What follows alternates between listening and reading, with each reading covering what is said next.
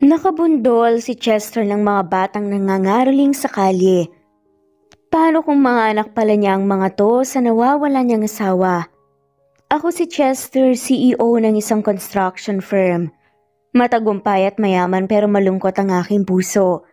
Nagmahal ako ng isang mahirap na babae at pinakasalan ko siya pero bigla na nga lamang siyang naglaho.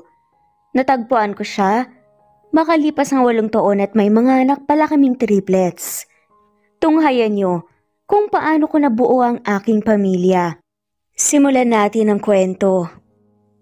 Sa may bahay ang aming bati, Merry Christmas, nagwawalhati, ang pag-ibig ang siyang naghari. Pasimula pa lamang ng kanta ng mga bata nang ibaba ni Chester ang bintana at patigilin ang mga to. Tigilan niyo na nga yan! Baka magasgasan niyo pa ang kotse ko, doon na nga kayo! Galit na sabi nga ni Chester, sabay senyas nga sa mga bata na lumayo sila sa kotse. Bagong-bago pa naman kasi ang sports car niya at madudungis ang triplets na may dala pang mga pinitpit na lata na ginagamit nila bilang instrumento at maaari itong makagasgas sa magarang kotse. Sungit mo naman, sir. Nangangaroling lang kami para magkaroon ng konting pera eh. Inis na sabi nga ng bata nakakunot ang noon nito at masama ang tingin kay Chester. Ito kasi ang bunso at pinakapilyo sa triplets, si Jimmy. Hayaan mo na, tara na. Awat nga ng panganay sa triplets na si Johnny. Nakatingin lamang sa kanila si Jackie ang panggitna sa mga triplets. Sa pag-uusap nila hindi na nga nila napansin na green na pala ang stoplight. At dahil nagmamadali ay biglang pinaandar ni Chester ang kanyang kotse. Sa kasamaang palad na sagi niya ang mga bata. Nagsigawan ng mga to at agad na itinigil ni Chester ang kotse. Bumaba siya at tinignan ang nangyari sa mga bata. Tumalsik ang 2 bata habang ang isa ay napuruhan. Tumama ang ulo nito at nadaanan ng gulong ang paa nito. Aray ko po! Aray ko po! Nag-alala naman ang lalaki. Kukulit niyo kasi! Idinamay niyo pa ako sa kukulitan niyo. Natataranta din niyang saad. Dalhin niyo po sa ospital ang mga kapatid ko! Pasigaw nga na sabi ni Johnny. No, I will call an ambulance. Ani nga ni Chester sabay dukot ng cellphone niya. Nagpupuyos naman sa galit ang panganay sa mga triplets sa narinig. Hinampas niya ang cellphone ni Chester at nahulog yan sa sahig. Sinuntok pa nga niya sa hita ang binata. Mas importante pa po ba ang kotse kaysa sa buhay ng tao? Baka po may mangyaring masama sa mga kapatid ko kung maghihintay pa tayo ng ambulansya. Ay nakong bata ka. Saad nga ni Chester at dinampot ang cellphone na nahulog sa sahig. Galit na binuhat ni Chester ang mga bata at sinakay sa kotse niya. Naiiling siya dahil may mga sugat ang mga to at madudumihan pa nga ang kanyang kotse. Habang nagmamaneho, nangungulit pa nga si Johnny. Bilisan niyo po, nasasaktan na po sila. Saad pa nga nito. Gusto mo bang maaksidente din tayo? Ang kukulit niyo kasi dinamay niyo pa ako gabing-gabi na, bakit kasi nasa kalye pa kayo? Saad ni Chester. Nangangaroling lang nga po kami para po may pambili ng ulam namin tsaka gamot po ng nanay namin. Paliwanag naman ni Johnny. Napaka-responsable naman ng magulang niyo. Kayo pa ang inaasang maghanap buhay, kalilit niyo pa. Galit na sagot nga ni Chester. Hindi po responsable ang nanay namin, bulag lang po siya. Ang tatay po namin ang responsable. Iniwan po niya kami kaya naghihirap kami pati ang nanay namin. Puno ng pait nga at galit ang bawat salita ng bata. Ang inis na Chester ay napalitan ng awa.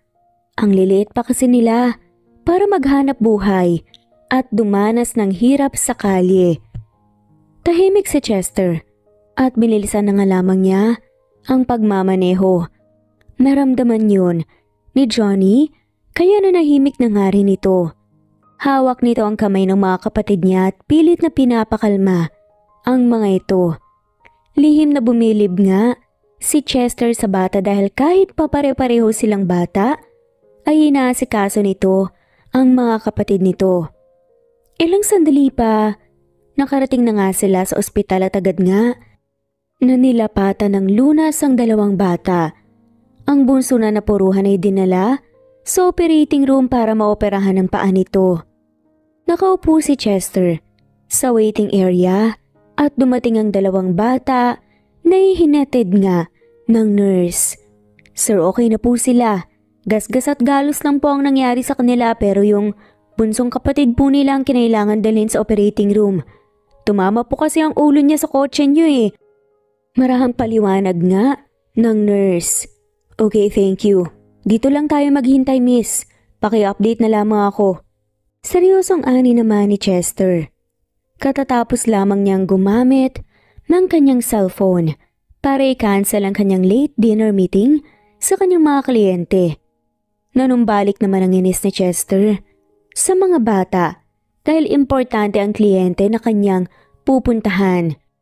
Importante ang kliyenteng pupuntahan ko pero dahil kinailangan kong i-cancel, ang kukulit niyo kasi. Saad nga ng CEO na si Chester Espino ng isang construction firm.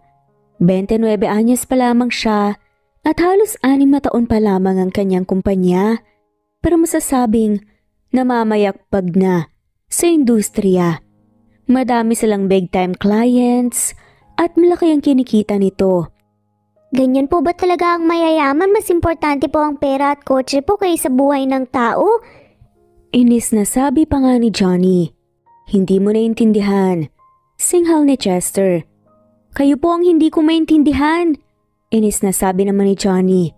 Teka, nasan ba ang nanay niyo? Paano natin siya mapapasabihan na nandito kayo? Tatawag na lang po ako sa kaibigan ng nanay ko para masamahan niya dito. Pahiram po ng cellphone. Sumimangot nga si Chester pero iniabot naman ang cellphone niya sa bata. I-denial nga ng bata ang numero ng kapitbahay. Tsaka nagbilin na nasa Gregory General Hospital sila at naghihintay nga sa waiting area. Ibinalik ng batang cellphone at hindi na nga ito umimik. Teka nga pala, ilang taon na ba kayo? At anong mga pangalan nyo? Usisa nga ni Chester. 8 years old po kaming tatlo. Ako po si Janet, ito naman po si Jackie. Ako po ang panganay at si Jimmy po yung bunso namin. Siya po yung inooperahan. Magalang na sagot nga ni Johnny. Pare-pareho kayong 8 years old? Gulat na tanong ni Chester. Opo, triplets po kami. Kaya naman pala, magkakamukha kayo. Matahimik sila, kaya narinig ni Chester na tumunog ang tiyan nito. Ano yun? Gulat na tanong nga niya. Tiyan ko po. Nahihiyang sagot naman ng bata. Gutom ka? Ang lakas naman ng tunog ng tiyan mo, kailan ba? Huling ikaw kumain. Naiiling nga na tanong naman ni Chester. Hindi sumagot ang bata. Tumitig lamang ito kay Chester at maluha-luha ang mga mata nito. Teka lang, dito lang kayo at bibili lang ako ng pagkain. Salamat po. Mahinang sabi ni Johnny at umalis naman si Chester para bumili ng pagkain. Mabuti na nga lamang at may malapit na fast food sa ospital na yun. Pagbalik niya ay may dala na nga siyang paper bag ng 2 hamburger at french fries. Iniabot niya ito sa mga bata at saka siya upo. Sinilip ng 2 bata ang pagkain, tsaka tumingin sa kanya. Namimilog ang mga mata ng 2 bata na para bang hindi sila makapaniwala na sa kanila nga ang mga yon. Sa amin po talaga ang lahat ng mga to? Gulat na tanong nga ng bata. Oo, kumain na kayo. Inilabas nga ng bata ang hamburger at inalok kay Chester. Hati po tayo. Napangiti naman si Chester dahil kahit alam nga niyang gutom ang mga to ay inalok pa din siya. Okay lang ako, thank you, kumain na kayo. At sumandal siya at tumitig sa mga bata habang kumakain ng mga to. Nakita niya kung paano kumain ng 2 bata. Halatang gutom na gutom ang mga to. Katapos lang kumain ng 2 bata nang lumabas ang doktor at sabihing tagumpay naman daw ang operasyon at ililipat na ang kwarto ni Jimmy. Nang nasa kwarto na sila, saka lamang dumating ang nanay ng mga bata. Halos mahulog sa upuan si Chester nang pumasok sa kwarto ang ina ng mga to. Napatayo siya at nakatitig kay Jenny. Napaisip pa nga si Chester kung hindi ba siya naalala ni Jenny, pero naalala niyang nabanggit ng mga bata na hindi nakakakita ang kanilang ina. Anak, andito na si nanay. Emosyonal na sabi ni Jenny. Nanginginig ang boses nito at halatang napaiyak na. Lumapit sila Jimmy at Johnny at niyakap ang kanilang ina pagkatapos ay nilapit na nga nila ito sa kama. Ayos ka lang ba anak? Umiiyak na tanong nga ni Jenny. Okay lang po ko, Nay. Masakit lang po ng konti ang pako at ulo ko. Pero kayang-kaya ko po to, wag po kayong umiyak. Pilit na.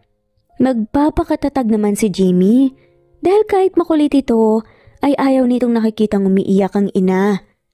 Nagpaalam na nga ang kanilang kaibigan at naiwan naman si Jenny kasama ang mga anak niya. Nay, siya po yung nakabundol po sa amin. Mabait naman ho siya. Hindi niya ho kami pinabayaan. Pinakain pa nga po kami niya. Salaysay pa nga ni Johnny. Sus, ang sungit kaya niya. Kaya inintindi pa nga niya ang kotse niya kaysa sa atin eh. Depensa nga ni Johnny. Ganun ba? Salamat naman ho kung ganun, Mr. Chester. Sad nga ni Chester. Natigilan si Jenny nang marinig ang pangalan ni Chester. Nakilala din niya ang boses nito. Chester Espino? Ako nga to, Jenny. Hindi na nakasagot ang dalaga. Hindi niya nakikita ang ekspresyon nito pero natakot siyang malaman ang susunod na sasabihin nito. Nagulat ka ba? Hindi mo ba akalaing magkikita pa rin tayo? Small world. Na kahit na pinagtaguan mo ko at ng matagal na panahon, hindi sinasadyang nagkita pa din tayo. Hindi ko alam ang sinasabi mo. Hindi kita kilala. Natatarantang sabi naman ni Jenny. Niloloko mo na naman ang sarili mo. Asawa mo ko. Paano hindi mo ko makikilala? Asawa niyo po siya, Nay? Siya po ba ang tatay namin? Yun po ba ibig sabihin niya? Gulat na tanong nga ni Johnny. What? Mga anak ko sila? Pero hindi ka naman buntis nang umalis ka. Gulat na tanong naman ni Chester. Hindi na ako nagkaroon ng pagkakataon na sabihin sa'yo na buntis ako. Mariinaanin naman ni Jenny. Nakayoko na nga ito. Tatay po namin siya? Gulat na tanong ni Jimmy dahil hindi pa rin sumasagot ang kanilang ina. Naantala ang kanilang pag-uusap nang biglang pumasok ang nurse kasama ang isang pulis. Ma'am, kakausapin daw ho kayo ng pulis kung magkakaso daw ho kayo sa nakabangga sa mga anak nyo. Sabi nga ng nurse. Hindi po kami magkakaso. Tatay po namin ang nakabangga sa amin. Aksidente ho ang nangyari. Depensa naman ni Johnny sa ama. Totoo ba yun, ma'am? Totoo ho yun. Hindi ho ako nagrereklamo. Magalang na sagot naman ni Jenny. Sige po, pero sakaling mabago po ang isip nyo, wag ho kayong magatubiling lumapit sa amin. Pagkasabi nun ay nagpaalam na nga ang pulis. Salamat ho. Pahabol na sabi ni Jenny. Umalis na nga ang nurse at ang pulis at naiwan na nga lamang ang mag-iina sa kwarto.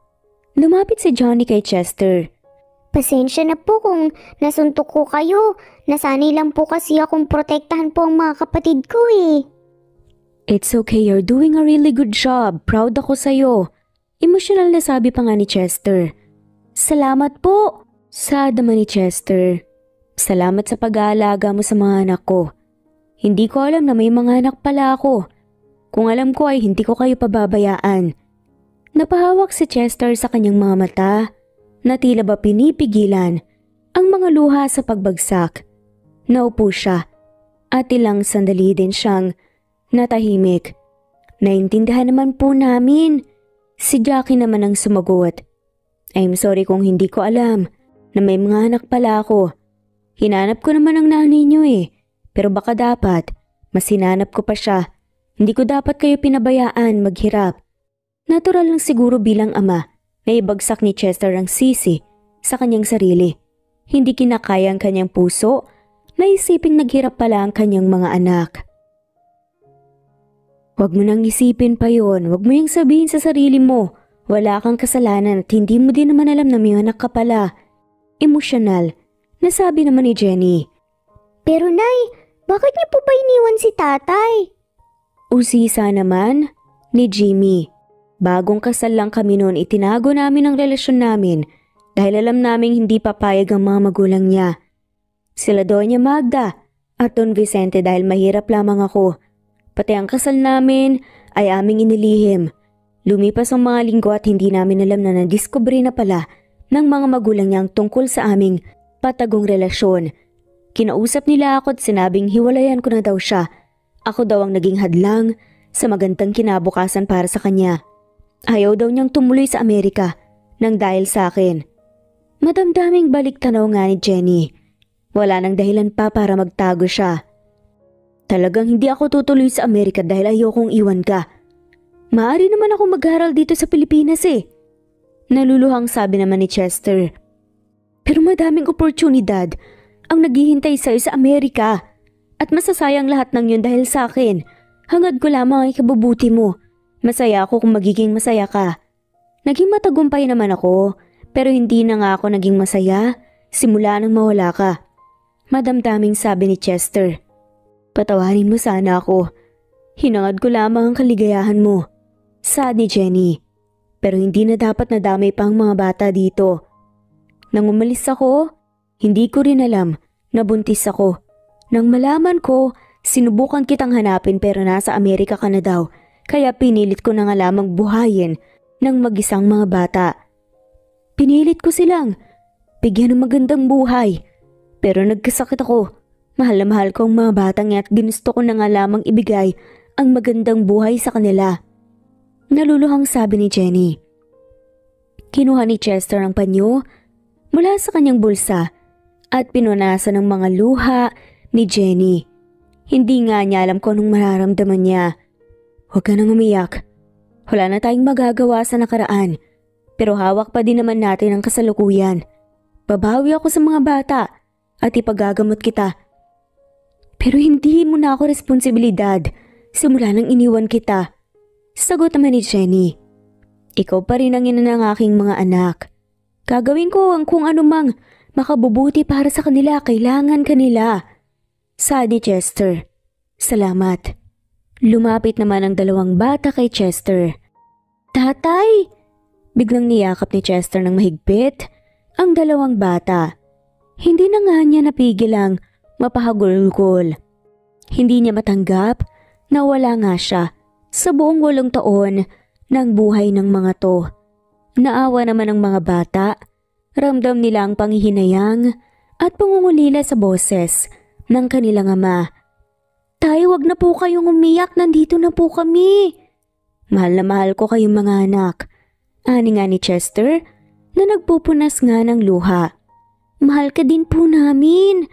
Halos sabay na sabi ni Jackie at Johnny. Teka, paano naman ako? Hirit ni Jimmy na nakahiga pa nga rin sa kama. Natawa na nga lamang si Chester at ang mga bata. Tumayo si Chester at nilapitan ang bunso. Mahal na mahal kita anak, sorry kung naaksidente ka. Huwag kang mag-alala, babawi ang tatay mo. Talaga po? Nagliwanag naman ang mukha ni Jimmy sa sinabi ng ama nito. Oo naman, ani ni Chester at hinagkan sa noo ang anak. Inilapit niya ang kanyang bunso sa pinakamalaking kwarto sa ospital. Nagpalagay din siya ng additional couch para nga makapagpahinga si Jenny at ang dalawa pang bata. Masaya si Chester. Nang umuwi ng gabing yun, tinawagan niya ang kanyang sekretaryang si Lina para ipakancel ang lahat ng kanyang mga meetings sa mga susunod na araw. Lina, cancel all my meetings tomorrow until Friday. Ani nga ni Chester. Sir, lahat po?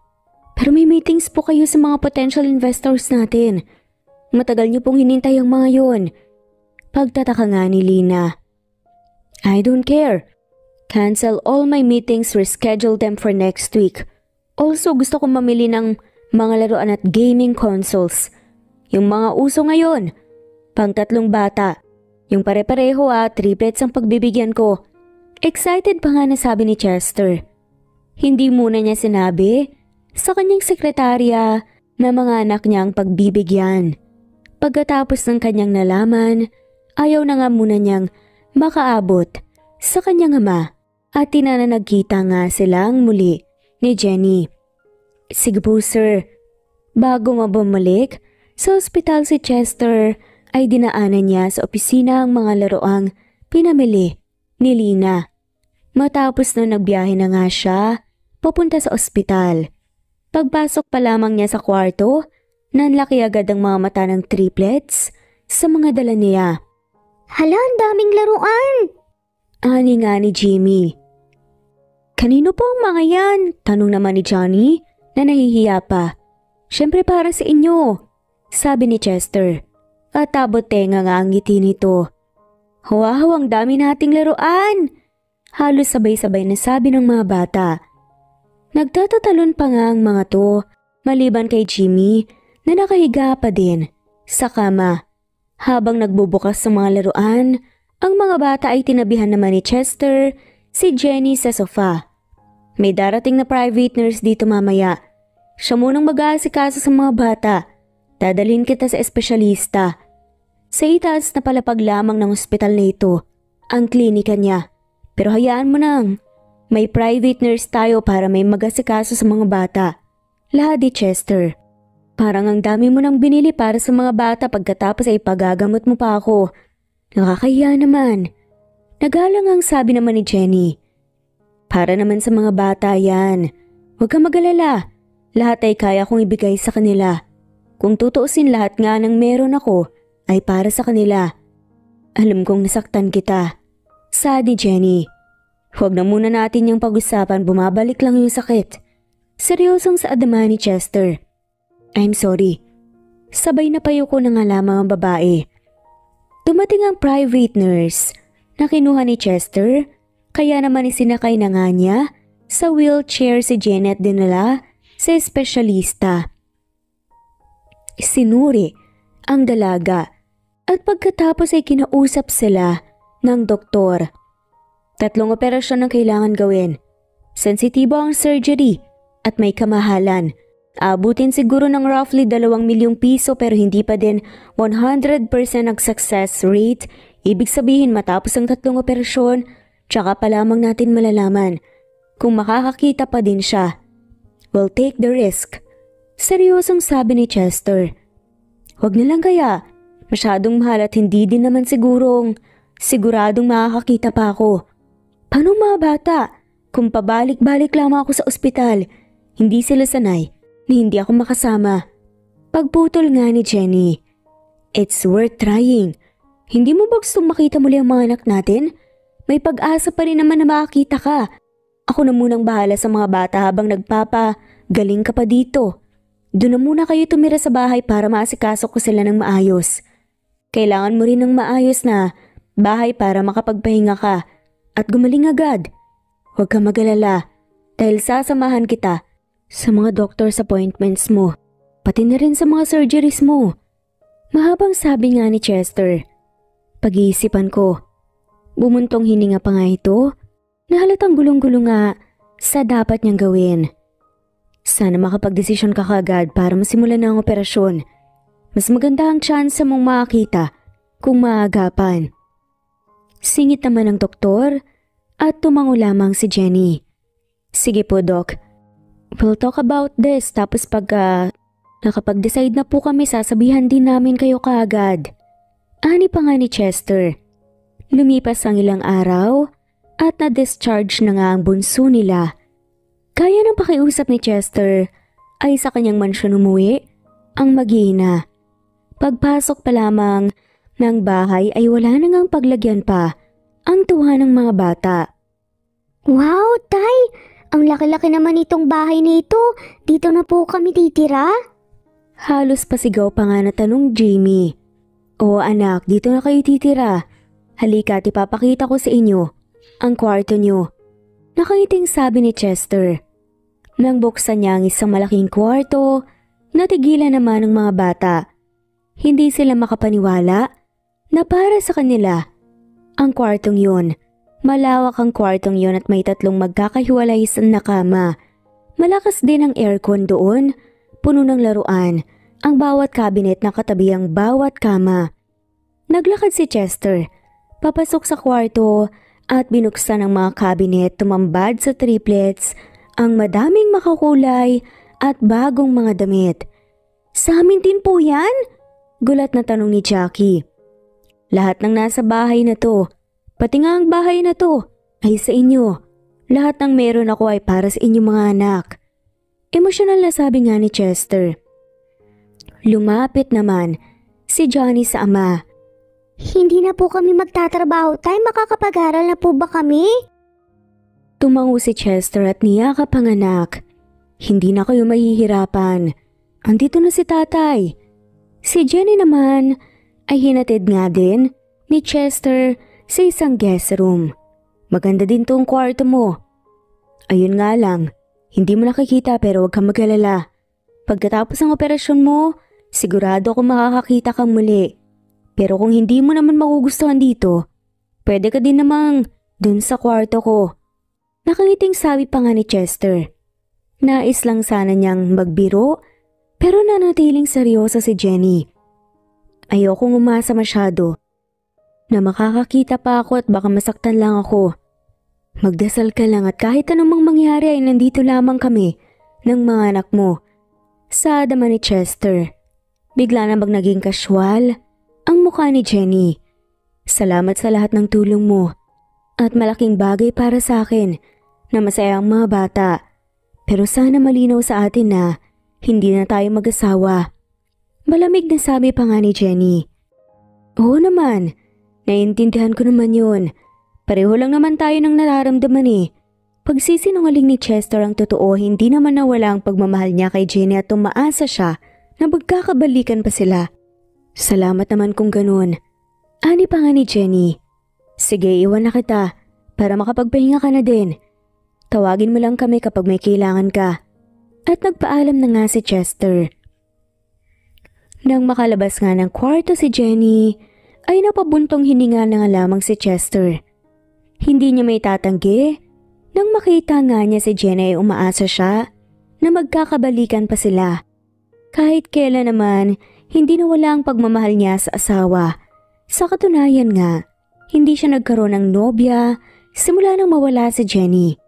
Hindi na nga rin siya naging masaya pa at puro trabaho na nga lamang ang inaasikaso niya. Dumiretso naman sa opisina si Chester. Nagulat naman ang best friend niyang si Art nang makita siya. Oh, nabuhay ka. Ilang araw ka ring nawala. Anong nangyari sa'yo? Masyado ka naman natang nag-aalala. Natatawang sabi ni Chester. Brad, sa tinagal-tagal ng pagkakaibigan natin, hindi pa kita narinig na nag-cancel ng mga meetings pero ngayon, ipina-cancel mo daw lahat ng meetings mo sa loob ng 1 linggo? Naiiling na sabi ni Art. Isarado mo ang pinto, may kukwento ko sa'yo. Sabay senyas kay Art. Isinara naman ito ang pinto pero nakahunot ang noo. Nahanap ko si Jenny at ang mga anak namin. Excited na ani nga ni Chester at halos umabot sa tenga ang ngiti nito. Lalong lumalim ang kunot ng noo ni Art. Jenny? Mga anak? Pinagtitripan mo ba ako? Seryoso ako. Nahanap ko na si Jenny. Well actually, nahanap ko muna ang mga anak namin tsaka ako nakita si Jenny. Nakangiting paliwanag nga ng binata. Parang wala ka namang nakwento sa akin na may mga anak pala kayo. Hindi ko rin alam. Ang totoo, nung nawala siya, ay hindi din niya alam na buntis siya. Hinanap daw niya ako as soon as she found out that she was pregnant pero nasa Amerika na ako. So, nasagot na ba niya ang halos 1 dekada mong katanungan? Tanong ni Art. Yes, kinausap daw siya ng mama at sinabihang siya ang hadlang sa aking mga pangarap. Hindi daw ako magiging masaya dahil nakatali ako sa kanya. Mahal na mahal daw niya ako. Kaya pinipili niyang lumayo. Ayaw niyang maging sagabal sa aking mga pangarap. Nakakalungkot pala yun. Pero ngayong nagkita na kayo ay baka maaari niyo nang ituloy ang inyong naudlot na pagmamahalan. Sad pa nga ni Art. Yan nga rin sana ang gusto ko. Pero inunahan na niya ako kaagad eh. Nagbabala na. Nakikisama lang daw siya sa akin dahil sa mga bata. Pero hindi na nga daw niya gustong makipagbalikan sa akin. Ganon bakit daw? Napahiling si Chester. Wala naman siyang sinabi. Baka may iba na siyang karelasyon. Wala namang nababanggit ang mga bata. Isa pa, nabulag siya. Hindi siya nakakalis ng bahay ng mag-isa. So I think malabo na may nobyo siya. Baka naman na-trauma sa ginawa ng mama mo. Ani nga ni Art. Yan din ang naisip ko. Suyuin mo na lang, ligawan mo. Yan nga din ang plano ko eh. Teka, paano si Nika? Hindi ba't matagal nang may gusto sa'yo yun? At gusto din siya ng mga magulang mo para sa'yo. I've always been honest to Nika. Alam niyang wala naman talaga akong pagtingin sa kanya. Isa pa, matagal na rin siyang hindi nagpaparamdam sa akin, baka natanggap na niya. Tumango-tango si Art. Anyway, good luck sa inyo ni Jenny pare. Sana maayos niyo pa. Alam ko kung gaano mo kamahal si Jenny. Sana nga. Saad ni Chester. Inasikaso naman nila ang pagpapaopera ni Jenny at naging matagumpay naman ang operasyon. Naging mabusisi lamang ang lahat. Kinailangan pang mag-leave of absence ni Chester ng 2 buwan.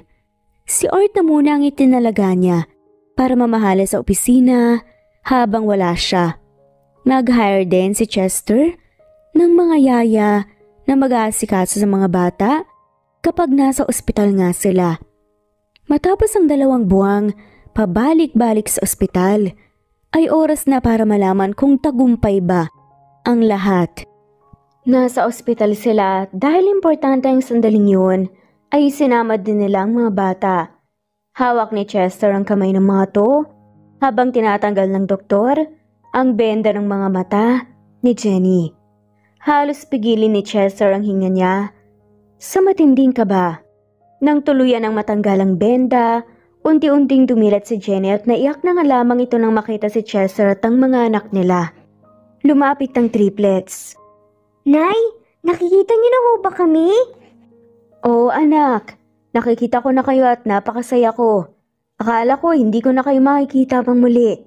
Emosyonal na sabi ni Jenny. Lumapit naman si Chester. Masaya ako na nagbunga lahat ng paghihirap mo. Salamat sa lahat ng tulong mo.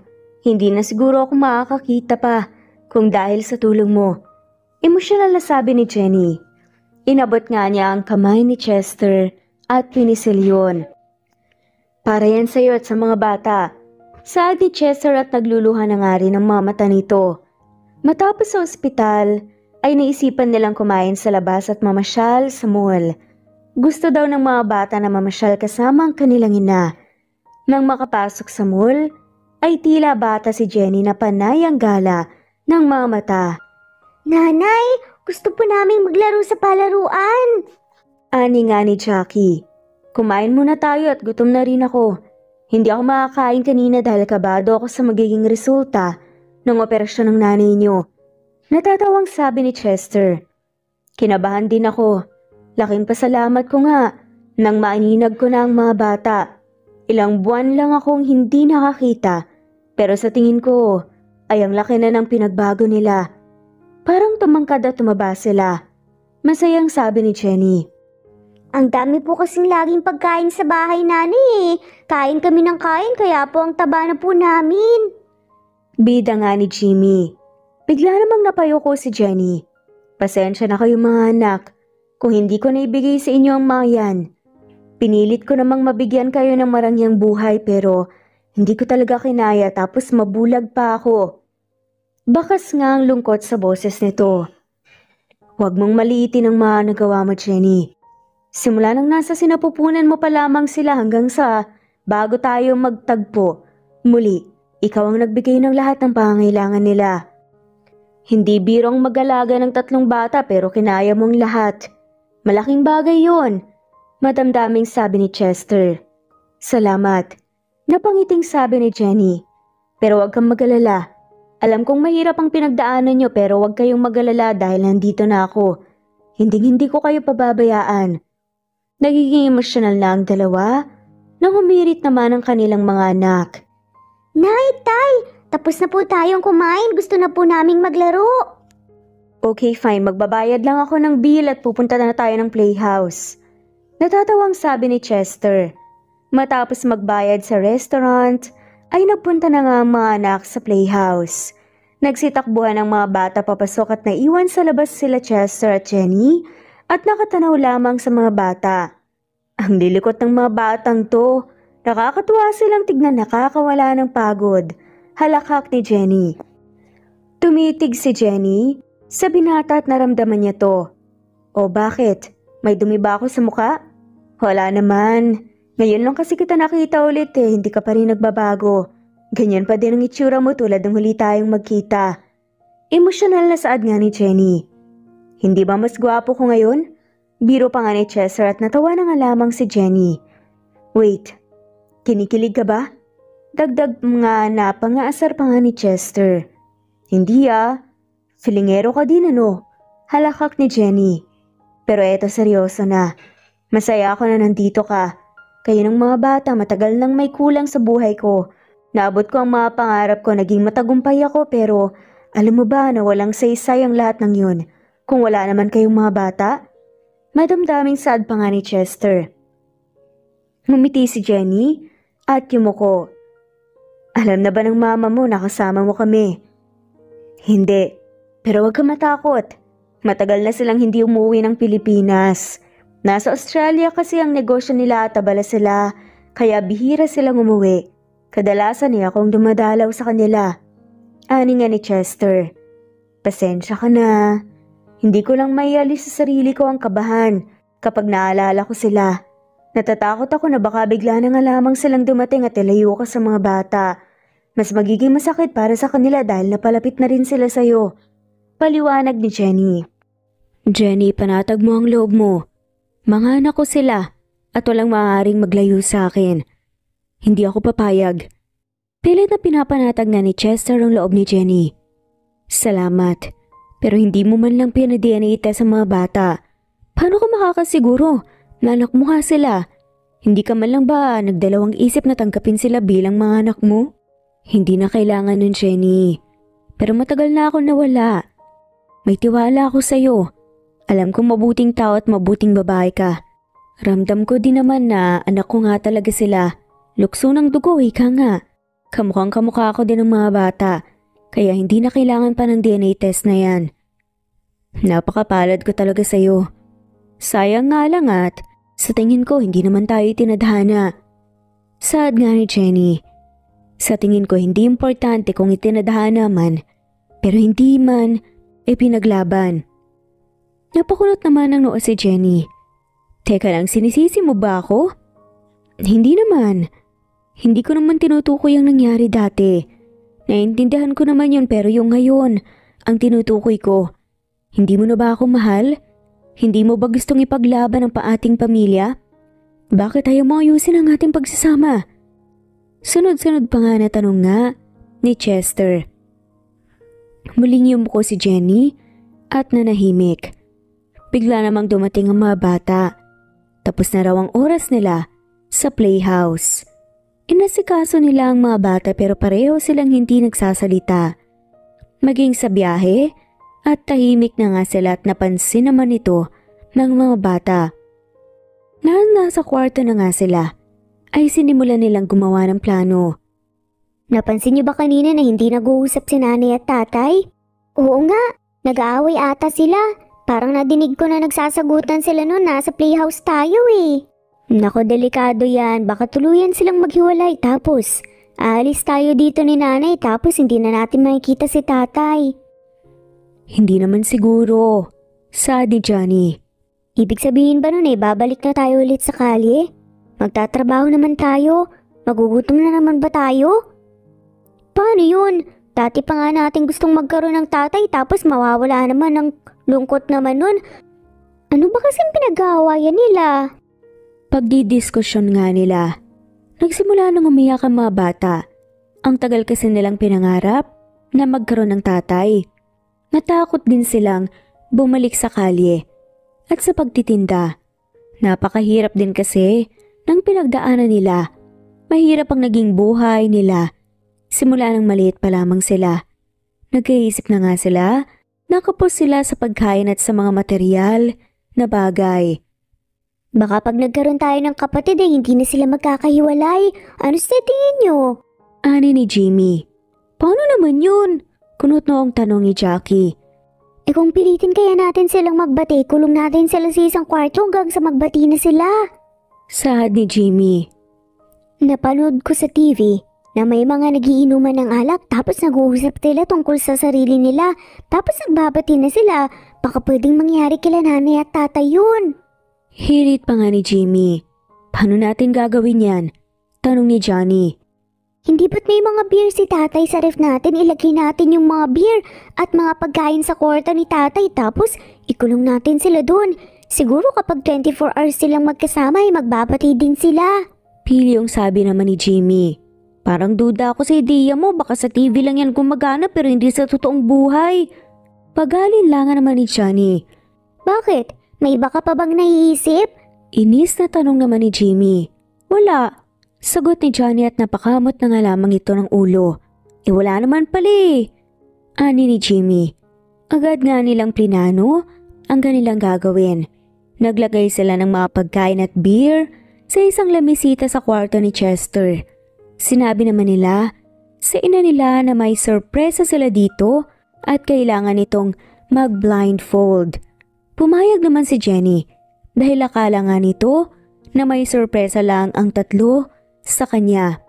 Inakay ng tatlong bata si Jenny papunta sa kwarto ng ama nila. Nay, wag ka pong gagalaw. Kukunin lang po namin ang sorpresa namin sa'yo. Sabi nga ni Jimmy. O sige, bilisan nyo na ha. Nakangiti pa nga si Jenny at walang kaalam-alam sa plano ng mga bata. Dahan-dahang tumakbo nga ang triplets at ikinandado nga nila ang pinto mula sa labas ng pinto. Halos 3 minuto nang hindi bumabalik ang mga bata. Kaya naman simula nang magtaka si Jenny. Jimmy? Jackie, Johnny? Asan na kayo? Tawag nga ni Jenny at naalimpungata naman si Chester sa boses nito. Napabalikwas pa siya. Jenny, anong ginagawa mo dito sa kwarto ko? At bakit may blindfold? Gulat na tanong nga ni Chester. Nang marinig naman ni Jenny ang boses ni Chester, nagulat ito. Agad niyang tinanggal ang kanyang blindfold at nanlaki ang mga mata niya nang makita si Chester na nakahiga sa kama at nakaangat lamang ang ulo. Nilagyan ako ng piring ng mga anak mo. May sorpresa daw kasi. Yun pala ay dito ako dadalhin sa kwarto mo. Inis na sabi ni Jenny at sinubukan pa nga nitong buksan ang pinto. Bakit ito nakalock? Subukan mo ang buksan? Tumayo si Chester at sinubukan buksan ang pinto. Nakalock ito sa labas. May extra lock kasi ako sa labas ng pinto. Yun ang ginamit nila para isara ang pinto. Paano tayo makalabas dito? Tawagan mo mga kasambahay. Utos nga ni Jenny. Hinanap pa nga ni Chester ang kanyang smartphone pero wala na nga ito. Wala ang cellphone ko, kinuha din siguro nila. Tignan mo at may sulat sila. Nagulat si Jenny na may isang papel na nakapatong sa lamisita kasama ang mga beer at pagkain. Sorry po, kung kinulong namin kayo sa kwarto, nakita po kasi namin na nag-aaway kayo eh. Tapos sa biyahe po, hindi na kayo nag-uusap. Ayaw po naming magkahiwalay tayo. Dati po namin gusto na may tatay at may nanay. Naglagay din po kami ng beer at snacks. Sa TV po kasi napanood po namin na nag-uusap at nagbabati po ang mga tao kapag umiinom ng beer eh. Mahal po namin kayo, nanay at tatay. Ibinaba ni Jenny ang sulat at napasa po na nga lamang sa kanyang noo. Ang kulit talaga ng mga batang to. I feel guilty. Nakita nila tayong nagtatalo at natakot silang mawalan muli ng pamilya. Siguro sa susunod, mag-usap na lamang tayo nang hindi nila nakikita. Ayokong makaramdam sila ng uncertainty and anxiety sa ating pamilya. Makabuluhang sabi nga ni Chester. Tama ka. Matagal nilang pinapangarap na magkaroon ng tatay ng buong pamilya. Marahil natakot sila.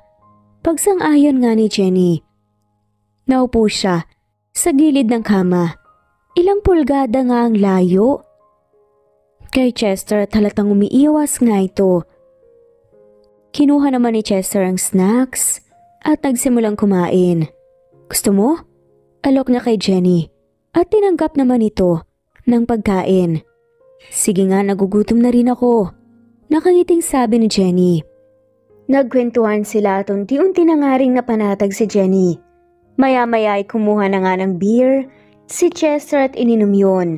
Inalok niya si Jenny at tinanggap din ang beer. Ang ganda ng kanilang kwentuhan at hindi na nga nila napapansin na naparami na nga pala ang kanilang naiinom. Hinawakan ni Chester ang kamay ni Jenny at tinitigan ito sa mga mata. Mahal kita. Simula noon hanggang ngayon, ikaw lamang ang nilalaman ng puso ko. Sana, mabigyan mo pa ako ng pagkakataon para mabuo ang ating pamilya. Gusto kong alagaan at mahalin ka sa araw-araw ng buhay ko. Madamdaming sabi ni Chester. Mahal pa rin naman kita, pero hindi maganda ang pinagdaanan ko dahil sa mga magulang mo. Hindi ko na kaya ang pagdaanan pang muli. Ang mga yon lalo na at maaaring madamay ang mga anak ko. Dito na nga tuluyang naiyak si Jenny. Sana magtiwala ka na. Kaya kitang ipagtanggol. Kaya kitang panindigan. Pinakasalan nga kita, di ba? Paano pa kaya ngayong may mga anak na tayo? Nagmamahalan tayo. Kailangan mo lang magtiwala sa akin. Hinawakan ni Chester ang pisngi ng dalaga at saka ito marahang hinagkan. Matagal na ring nagpipigil si Jenny sa kanyang nararamdaman dahil lang nga rin sa takot niya sa magulang ni Chester pero pagkakataon na nga niya yun. At kailangan niyang magtiwala kay Chester. Hinalikan din niya ito at niyakap ng mahigpit. Kinaumagahan nagising na nga lamang si Chester at Jenny sa tapik ng kanilang mga anak. Nagtaka sila nang makita na nakahilera ang tatlong bata sa gilid ng kama. Nawala din sa isip ni Jenny ang nangyari at sinita pa nga ang mga bata. Napalingon siya sa relo at nakitang napakaaga pa pala. Ang aga pa, bakit niyo ba ako ginigising? Matulog pa kayo, baka hindi na kayo tumangkad niyan, matutulog pa ako at ang sakit ng ulo ko. Pupungas-pungas nga na sabi ni Jenny. Imbes sumagot, panay naman ang hagikgikan ng mga bata. Napalingon naman si Jenny at nakitang katabi niya si Chester. Ba't di na po kayo ni tatay? Magkayakap pa nga po kayong natulog eh. Tumatawang sabi ni Jimmy. Hinampas ni Jenny si Chester. Hoy, gumising ka dyan. Nalimpungatan si Chester at nang mahimasmasan ito, ay pinalabas muna nila ang mga bata. Lumabas na kayo kids, mag-uusap lang kami ng nanay niyo. Natatarantang sabi ni Chester. Nagtatawanan na lumabas ang mga bata. Teka, anong nangyari? Bakit wala tayong mga suot? Nakatapis pa ang kanyang kumot. Ano namang masama? Legal na mag-asawa naman tayo, di ba? Hindi naman tayo nagpanal. Hindi mo pinirmahan ng papers, di ba? Matagal kang nawala pero kasal pa din tayo kaya't walang masama kung may mangyari man sa atin. Pilyong sabi nga ni Chester. Yumuko si Jenny na tila ba naguguluhan. Teka, hindi mo ba naalala ang mga nangyari kagabi? Tila masama ang loob ng tanong ni Chester. Teka lang, wala akong masyadong maalala. Ani naman ni Jenny. Tumayo siya at sinuot ang kanyang damit at dali-daling lumabas ang kwarto at pinuntahan ang kanyang mga anak. Naabutan niyang tila nagmi-meeting ang kanyang mga anak sa kwarto ng mga to. Huwag niya nang ulitin ang ginawa niyo, ha? Galit na sabi pa nga ni Jenny sa mga anak. Naramdaman naman ng mga bata ang galit ng kanilang ina, kaya humingi nga sila ng paumanhin. Sorry po nanay. Nakita po kasi namin na nagtatalo kayo ni tatay. Gusto lang naman po naming magkabati kayo. Natakot lang ho kami na baka mahiwalay kami ulit. Sorry po. Nakaramdam naman ng awa si Jenny sa kanyang anak. Hindi naman ako galit sa inyo. Basta't huwag niyo nang ulitin ang ginawa niyo. Opo nanay. Halos sabay-sabay nga nasabi ng mga bata. Matapos nun ay halos hindi naman makalabas ng kwarto niya si Jenny. Naalala na kasi niya ang mga nangyari at hiyang-hiya siya. Hindi naman kasi siya sanay uminom ng beer pero dahil nga napainom na nga siya, hindi na nga niya napigilan pa ang kanyang sarili. Hindi siya sumabay kay Chester at sa mga bata na kumain ng hapunan para makaiwas nga na makaharap ang asawa. Nagdahilan na nga lamang siya na masama ang pakiramdam niya at hindi siya sasabay kumain pero ng gabing yon at tulog na nga ang lahat, hindi na nga niya natiis pa ang gutom. Lumabas siya at nagpunta sa kusina. Sakto naman kukuha ng tubig si Chester kaya nagkasalubong ang dalawa. Jenny, kamusta ang pakiramdam mo? Sabi ng mga bata ay masama daw ang pakiramdam mo. Nag-aalalang tanong ni Chester. Okay na ako, salamat.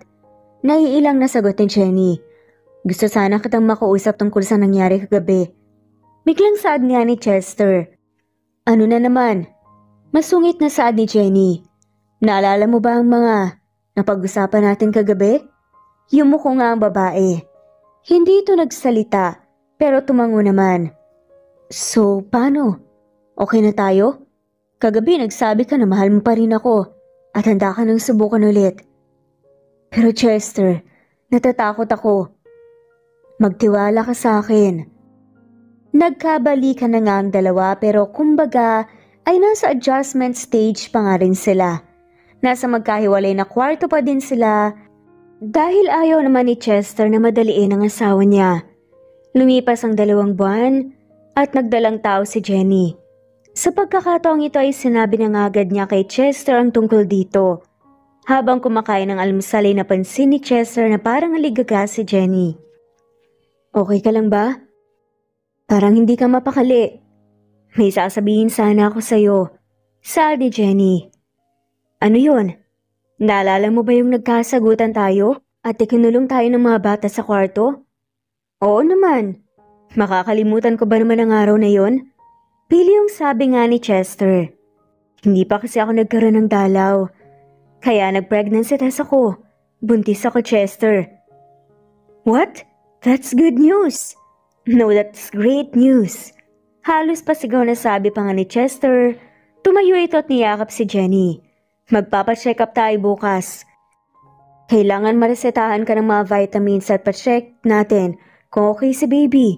Malalaman na ba kung babae o lalaki siya? Ubod ng saya nga ni Chester. Hindi pa. Masyado pa siyang maliit para makita kung babae o lalaki ba siya. Kailangan nating maghintay ng ilang buwan pa. Ibalita natin sa mga bata mamaya. Siguradong matutuwa ang mga yun. Sige, mabuti naman at natuwa ka. Hindi ko kasi alam kung anong magiging reaksyon mo eh. Napabuntong hininga si Jenny. Siyempre matutuwa ako. Gusto ko nga na maraming anak pa eh. Pero teka, ibig sabihin ba nito, lilipat ka na rin sa kwarto ko? Ano?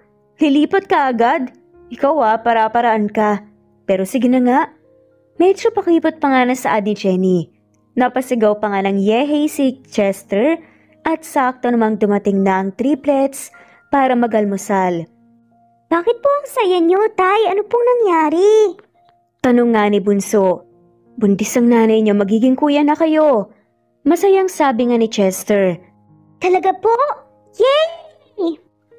Masayang sigaw ng mga bata at yumakap sila sa kanilang ina. Napakasaya nila. Lalong tumatag ang kanilang pagsasamahan. Tila wala na nga silang maihiling pa. Sa kabilang banda nalaman naman ng mga magulang ni Chester na nagkabalikan pala sila. Chester at Jenny.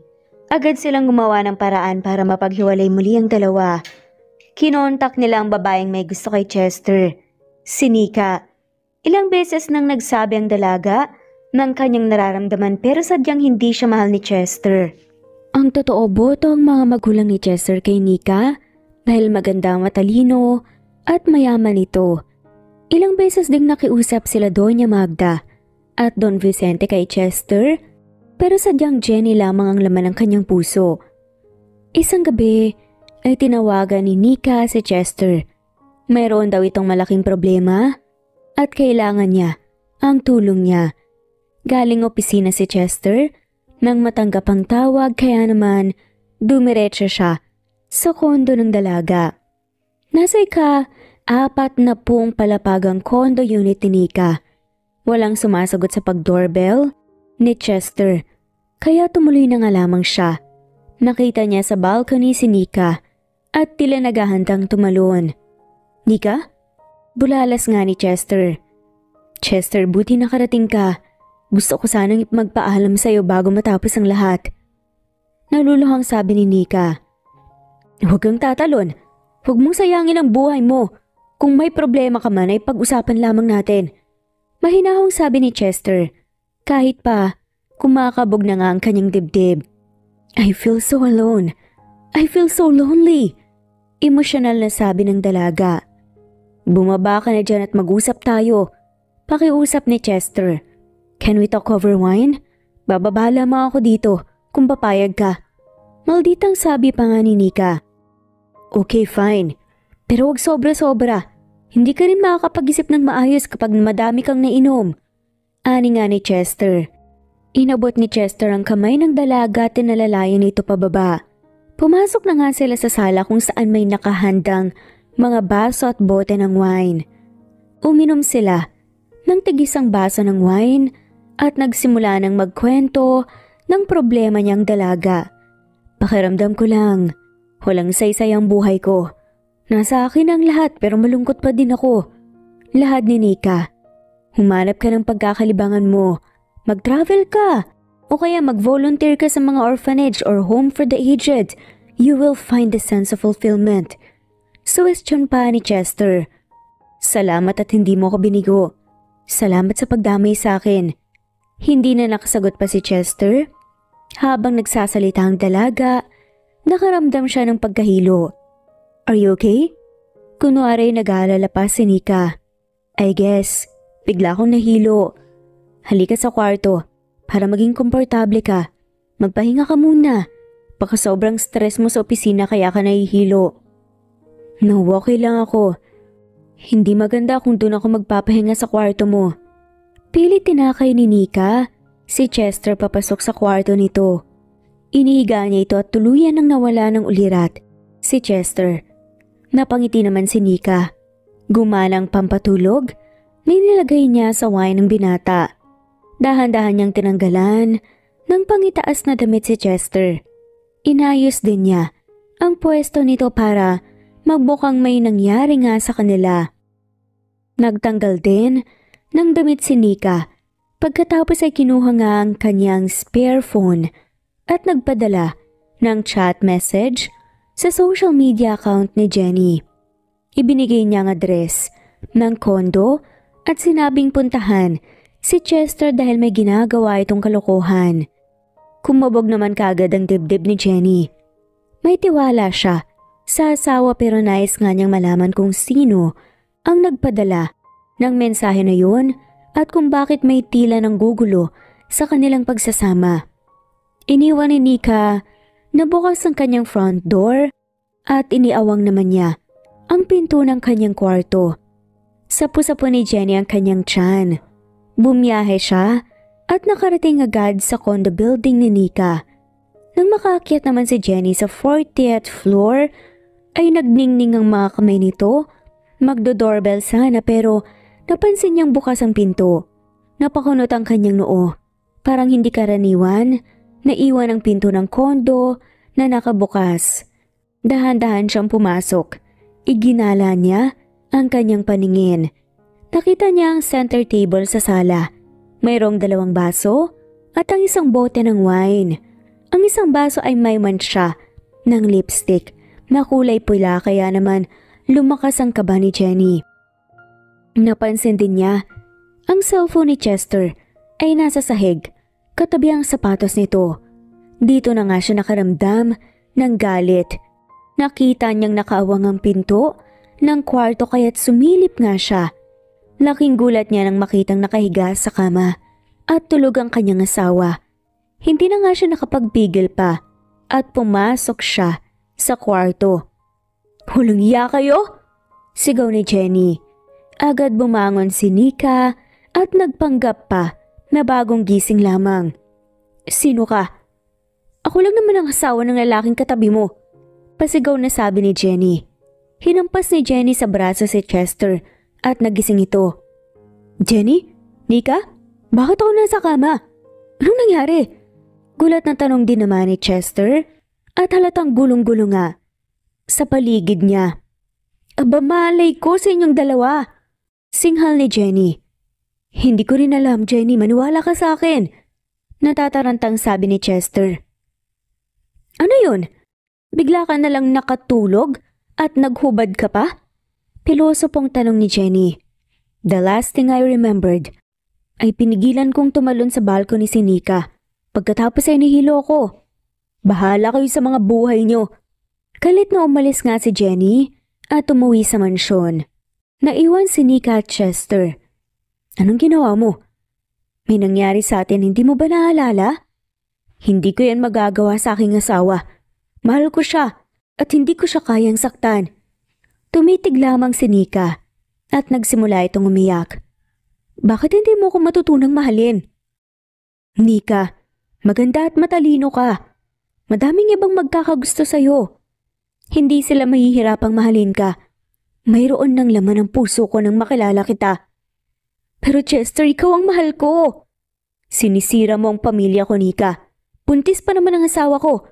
Makakasama sa kanya ang sama ng loob. Dumating ako dito dahil concerned ako sa iyo, but what do I get in return? Ang sirain mo ang pamilya ko? Sumbat ni Chester. Pagkatapos magbihis, galit nga siyang umalis. Naiwang tulala at masama ang loob ni Nika. Iniisip niya kung tama bang nagpagamit siya sa mga magulang ni Chester. Hindi rin talaga siya mamahalin ng binata kahit ano pang gawin niya. Nang makarating sa mansyon si Chester, nakita niyang papalabas na ng bahay si Jenny.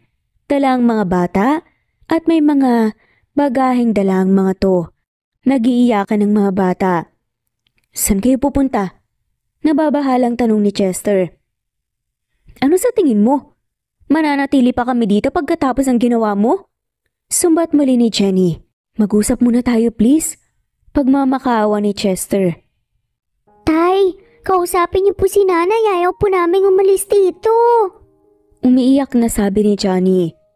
Please. Maiksing pakiusap nga ni Chester.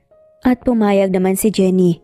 Pumasok sila sa kwarto ni Chester para wag marinig ang mga bata ang kanilang pag-uusap.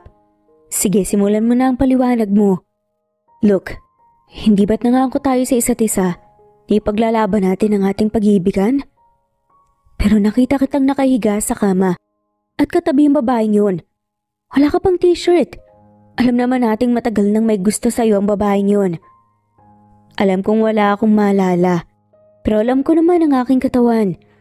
Alam kong walang nangyari sa amin at hindi ko kayang gumawa ng kahit na anong makakasakit sa'yo. Ano ko tanga? Pinipilit ko nga mabuo ang ating pamilya. Bakit naman ako gagawa ng ganun? So anong ibig mong sabihin? Na-set up ka? Tanong ni Jenny na nakapamayawang pa nga. Teka, paano mo nalaman kung nasan ako? Paano mo nalaman ang address ni Nika? Usisa ni Chester.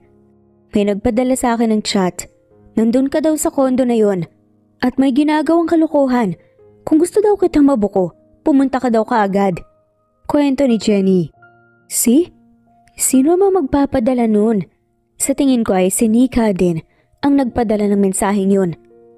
Ipapasuri natin ang cellphone mo para malaman natin ang IP address ng nagpadala. Kampante nga si Chester dahil alam niyang wala siyang ginagawang masama. Bakit naman gagawin yun ni Nika? Ikaw na ang nagsabi. Hindi ba't matagal na nga siyang may pagtingin sa akin? Pero matagal na din niyang alam na wala siyang pag-asa sa'yo. Bakit niya gagawin yan ngayon? Takang tanong naman ni Jenny. Napakunot noo si Chester. Sa tingin ko ay may kinalaman ng mama dito. Gusto niya para sa akin si Nika. Minsan na niya akong pinakiusapan. Napakisamahan si Nika pero tumanggi ako dahil ikaw lang naman talaga ang laman ng puso ko. Matinding takot ang rumehistro sa mukha ni Jenny. Ang mga magulang mo? Alam na nila na magkasama tayo? Natatarantang tanong nito. I think so. Anong gagawin natin? Hinawakan ni Chester ang kamay niya. Kailangan mo lang maging matatag at magtiwala sa akin. Ipaglalaban kita, kayo ng mga bata. Naramdaman naman ni Jenny ang sinseridad ni Chester. Naiyak siya at yumakap dito. Bigla na namang sumulpot ang mga bata at nagsimulang mangulit. Pati na po kayo? Halos sabay-sabay pa nga na tanong ng triplets. Oo, hindi ko naman talaga kayang saktan ng nanay niyo, ani ni Chester. Napasigaw na nga lamang ng yehey ang mga bata. Pasensya na ulit mga anak. Sadyang may mga tao lang talaga na gustong hadlangan ang pagmamahala namin ng nanay niyo. Pero huwag kayong mag-alala dahil hindi naman sila magtatagumpay. Hindi na po kami aalis? Tanong ng bunso. Hindi na anak. Sagot ni Jenny. Tara, ibalik na natin sa kwartong mga gamit natin. Baka magbago pa ang isip nila. Ani nga ng mga to. Nagmadali ngang pumunta ng kwarto ang mga bata. Dala ang kanilang mga bagahe. Salamat sa tiwala mo, Jenny. Saad ni Chester. Salamat sa pagmamahal mo. Hindi nga sila nagkamali. Ilang araw lamang ang lumipas at dumating nga sa opisina ang mama at papa ni Chester galing Australia. Mama, kailan pa ho kayo dumating? Sana nagpasabi kayo para nasundo namin po kayo sa airport. Ani nga ni Chester at lumapit ito at humalik sa kanyang amate niya. Hindi na importante yan, iho. Hindi naman kami nandito para magbakasyon. Nandito kami para hilingin sa'yo. Naiwan mo ang babaeng yan. Hindi siya makakabuti sa'yo, anak. Hihilain ka lamang niya pababa. Galit na sabi ni Doña Magda. Sino ho ang gusto niyo para sa akin? Kalmadong tanong ni Chester. Alam niya kung paano mauhuli ang ginawa ng kanyang ina. Si Nika. Bakit hindi na lang siyang ligawan mo? Matalino at mabait ang batang yan. Napakaganda rin. Galing pa sa maayos na pamilya. Dire-diretso ang sabi ni Doña Magda. Kayo ho ba? Sinubok niyo kaming paghiwalayin? What are you talking about, iho? Maang-maangang sabi pa nga ng matanda. Alam ko na, iho, ang totoo. Alam ko na ho ang totoo, mama. Kinausap ninyo si Jenny para iwan ako. 8 taon ang nakakaraan. Dahil mahal niya ako at ayaw niyang mawala sa akin ang aking mga pangarap. Sinunod niya kayo. Pero anong naging kapalit nun? Ang mawala ng ama ang mga anak ko? Ngayon ay gusto niya na naman kaming paghiwalayin. Buntis po ulit ang aking asawa at hindi ako makakapayag na paghiwalayin niyo kami. Mahabang sabi ni Chester. Mas naniniwala ka ba sa babaeng yun kaysa sa mga magulang mo? Puno ng hinanakit pang boses ng matanda. May pamilya na ako, mama. Mahal ko kayo. Pero hindi ako makakapayag na mahiwalay sa akin ang aking mga anak, pati na ang magiging bagong anak namin. Saad naman ni Doña Magda. Abay, tinatakot mo ba kami? Hindi ho ako nananakot, mama. Pero mahal ko ang asawa ko at ang mga anak namin. Kapag gumawa pa ho kayo ng hakbang para paghiwalayin kami, hindi nyo na po ako makikita kailanman. Hindi na nga nakasagot pa ang kanyang mga magulang nang malaman ng mga ito na nadiskubre pa rin ni Chester na sila ang may pakana ng pangaakit ni Nika. Malungkot na umalis si Chester at naiwan sa kanyang opisina ang kanyang amati na.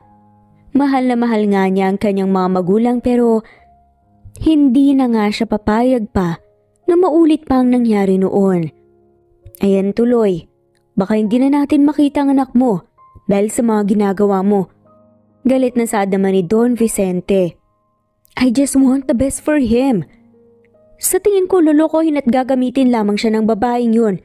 Hindi sana niya naabot ang mga pangarap niya kung hindi natin pinalayo ang babaeng yun. Giit pa nga ni Doña Magda. Pero naging masaya nga kaya siya nang gawin mo yun. Paano kung kay Jenny nga siya tunay na magiging masaya? Nasa hustong edad na ang anak mo. Pabayaan na natin siya. You've done your part.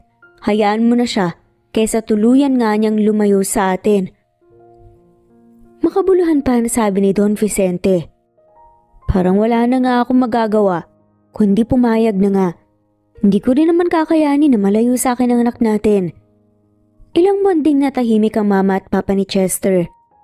Nanganak na nga si Jenny at naiuwi na nga sa bahay ang sanggol nang dumalaw ang mga to. Sir, nasa labas ho ang mama at papa nyo. Papasukin ko ho ba? Tanong ng kasambahay. Mahigpit na ibinilin kasi ni Chester na hindi sila magpapapasok ng kahit na sino at kailangan tanungin muna sa kanya. Hinigpitan nila ang seguridad para na nga rin sa mga bata at lalo na sa bagong silang na sanggol. Nagkatingin na naman ang mag-asawa. Papasukin mo na sila, ani ni Jenny. Sumaya niya si Chester sa kasambahay at lumabas ito para nga papasukin ng mga magulang niya. Hinawakan ni Chester ang kamay ni Jenny na para bang sinasabi na wag nga siyang matakot dahil hindi niya ito pababayaan. Nang pumasok ang mag-asawang matanda, nanatiling nakaupo si Jenny at kalong nga ang sanggol. Si Chester naman ay tumayo at sinalubong nga ang mga to. Mama, Papa? Maiksing sabi ni Chester. Iho, nandito lang kami para dalawin ang bago naming apo at para na rin magdala ng mga regalo sa aming triplets na apo. Emosyonal pa nga nasabi ng Donya. May regalo ho kayo para sa mga anak namin? Gulat na tanong ni Chester. Hindi namin kaya na mawala ka, anak. Ayaw namin kamuhian mo kami. Gusto lang naman namin na yung maging masaya ka. Susuportahan ka na lang namin kung saan ka magiging masaya. Ani nga ni Donya Magda. Salamat naman kung ganon, Mama. Hindi ko rin naman ho gustong malayo sa inyo. Mas magiging masaya ako kung magiging maayos ang lahat. Lumapit si Donya kay Jenny at naupo sa tabi nito. Walang kapatawaran ng mga nagawa ko sa inyo ng mga bata.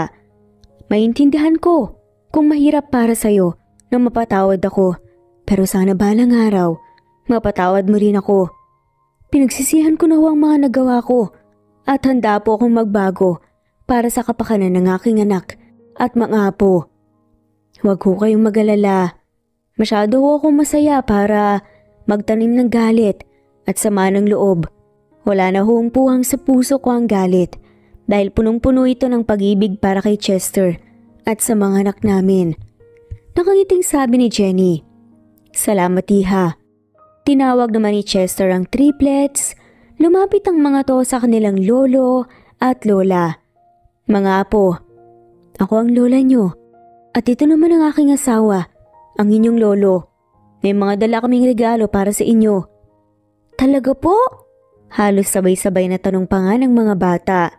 Aba, ang cute nyo naman. Grabe, manang-mana kayo talaga sa tatay at nanay nyo. Sabay pa kayong magsalita. Natatawang sabi nga ni Don Vicente. Inabot nila ang regalo. Sumulya pa nga kay Chester ang mga bata at sumenyas naman ito na maaari na nga nilang tanggapin yun. Maraming salamat po sa mga regalo nyo. Ani nga ni Johnny. Walang anuman mga apo, sabi ni Donya Magda. Matagal ko na rin pong gustong magkatatay. Nakilala na po namin si tatay, gusto ko din pong magkaroon ng lolo at lola. At ngayon nandito na po kayo. Pwede ko po ba kayong yakapin? Pakyut na sabi pa nga ni Jimmy. Nagtinginan sila Don Vicente at Donya Magda. Aba syempre naman. Yumakap ang tatlong bata sa kanilang lola at naiyak naman ito. Patawarin niyo ako mga apo. Nahiwalay kayo sa inyong ama ng matagal na panahon dahil sa akin. Okay lang po yun, Lola. Kasama na po namin si tatay. Mahal din po namin kayo at hindi po kami magagalit sa lolo at lola namin. Sagot naman ni Johnny. Saad naman ni Donya Magda. Maraming salamat mga apo. Ang babait niyo. Halatang maganda ang pagpapalaki sa inyo ng inyong ina. Hindi kayo lumaking may galit sa puso. Matapos ang araw na yon, ay tuluyan na ngang natanggap ni Donya Magda, si Jenny at ang mga bata. Madalas na nga rin itong dumalaw para makasama ang mga apo nito. Walang paglagyan ng mga bata. Ang saya nila. Matagal na nga nilang pangarap ang mga to. Ngayon, kasama na nga nila ang kanilang amati na. Bonus pa, dahil nagkaroon sila ng kapatid na baby girl. Mayroon na nga silang lolo at lola na dati nakikita lamang nila sa kanilang mga kaklase at kaibigan. Hindi rin naman nasayang ang lahat ng sakripisyo ni Jenny dahil nalaman ni Chester kung gaano siya kamahal nito at sa bandang huli, naging buo pa din ang kanilang pamilya. At dito na nga po nagtatapos ang kwentong pagmamahalan ni Chester at Jenny. Maraming salamat po sa lahat ng mga walang sawang sumusubaybay at shout out po sa mga sumusunod. Not Green Fox, Carmelita Mendoza, Marilyn Babula, Berry, Liliano Bebe, Presbyteros Rose, Medel Talon, Jane, Lani Pardillo, Marlene Cayanan, Leonisa Azotes. D. Marie Ramos, Araceli Lilio Saria, Miras Channel, Raquel Epe, Gina Tutor, Jane Hartley, Sunshine Sotalbo, Maricel Cabigon, Merlin Baroza, Gina Marayo, Merlin Rodel Obejero, Hans, Cecilia Comoda, Taha ni Vlog, Merlin, Kuya Atok, Maria Merly Brogada, Marilu Cabantac, Filipina, Eileen, Mercedita San Jose, Lovina Galang, Lilian, Teresita de Jesus, Monina Aviles, Yula Pedrona, Romana Gorospe, Rosemary Vasquez, Marley Lazaraga, Leonisa Azotes, Jocelyn Tancinco, Estelita Mahia, Ding Lege, Marisa de los Reyes Arroyo, Leia Paul Vinar, Steve the Music,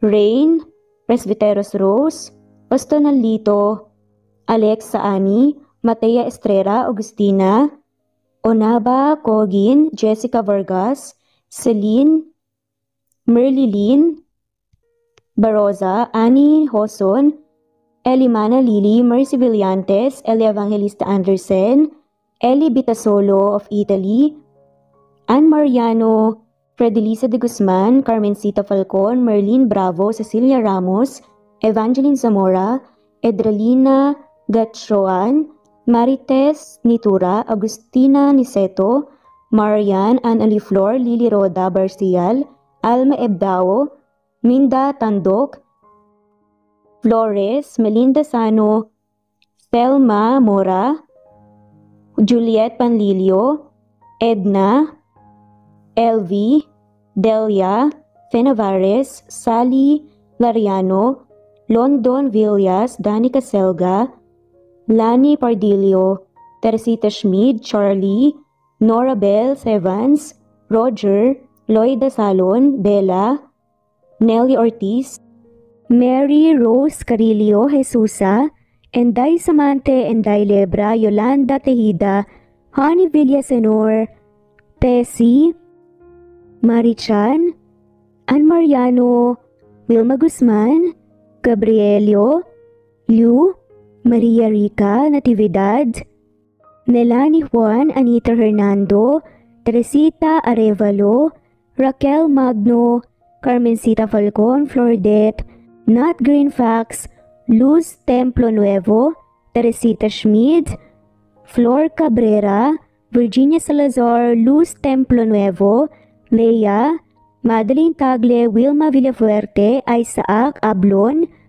Menchita de Belen, Federico, Mercy Edrosolo, Fe, Adamson Machas, Quinciano Ebas, Eli Ramirez Elizabeth Gilas, Harem Ruhi, Julius Edna Romero, Charlie Angelina Samia, Emma Gadiano, Rosemary Vasquez, Lisa, Estelita Mahia, Elvi Candontol, Corazon Danke of University of Eastern Philippines University, Teresita, Neil Bacolor, Evangeline Zamora, Charlie Jane Clemente, Susan Upaga, Susan Rodrigo, Fred Deliza de Guzman, Juby Hernandez, Helen Murillo, Edarlina Fahil, Rosie, Juliet Kaday, Kuya Atok, Betty Losnong,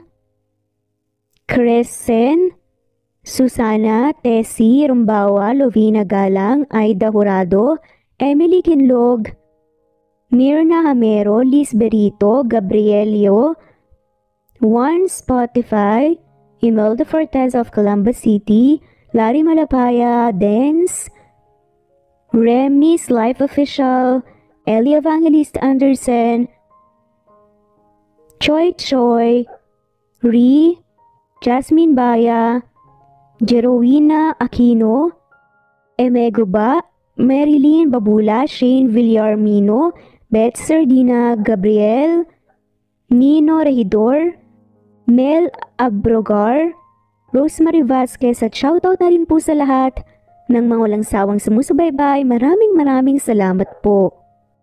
Veronica Briseño, Violeta Murillo, Teresita, Teresa Bulie, Christine Flores, Nesbeth Anaban, Flor Salvalion, Kuwait, Raquel Labay, Kuya Atok, Lani Pardillo, Eva Violeta, Presbyteros Rose, Amy Regalado, Teresita, Pres Cavilla Havana, Precious, Lilian Nobebe, Eli Evangelista Anderson, Marziel Arcillas, Rosemary Palaganas, Rose Martinito, Ding Lege, Alexa Gomez, Jomira Bueno, Amy Fenovares, Irma Emma, Lali Emralino, Tortillas Gaming, Matea Estrera, Anali Flor, Rosemary Tinito, Rosemary Palaganas, Excelsis Tagala, Emily Kinlog, Rosemary, MM, Penning Escal, Neri Cabangon, Lucia Baldo, Rosemary Vasquez,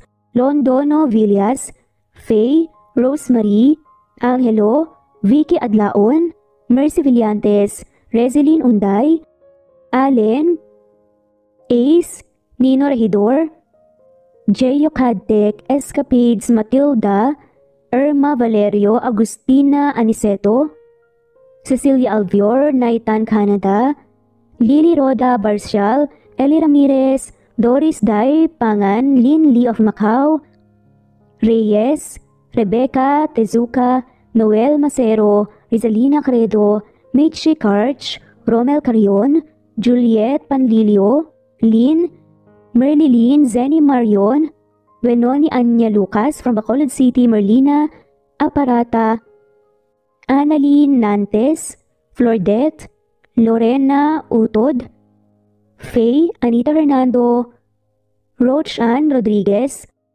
at shoutout na rin po sa lahat ng mga walang sawang sumusubaybay. Maraming salamat po.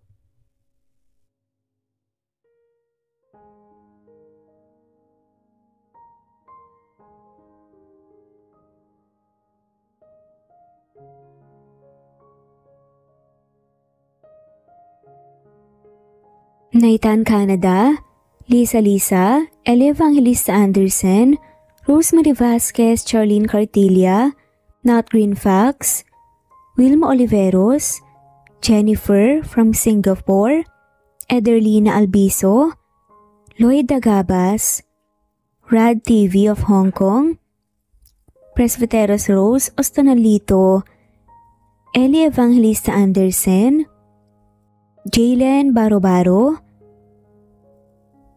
Jose, Francis Pilapil, Nat, Carmen Kalunod, Marilu Gulmatico, Connie, Evangeline Zamora, Imelda Fortesa of Calamba City, Grace Carion, Anisha, Pasite Aliazar, Juliet Kaday, Nanita Dagoldol, Naitan Canada, Corazon Salvacion, G. De La Cruz, Fatma Mansul, Nori, Ronilio, Senen Orzame, Helen Murillo, Emerald Peniro, Marilyn San Jose, Christian Fidelino, Alice Garlet, Batang Ibunan, Lucia Baldo, Gloria Lucas of Licab Nueva Ecija, Nat, Kamindanao, Rebecca Tezuka of Kawasaki, Japan,